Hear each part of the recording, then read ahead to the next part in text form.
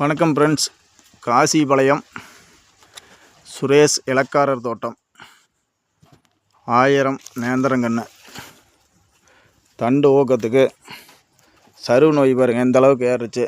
இதான் முதல் ஊசி போடுது. தண்டு ஊக்கம் வர்றதுக்கு சருவு நோய் இதுக்கெல்லாம் சேர்த்து இன்ஜெக்ஷன் போட்டிருக்கிறோம். இது முதலாவது ஊசி.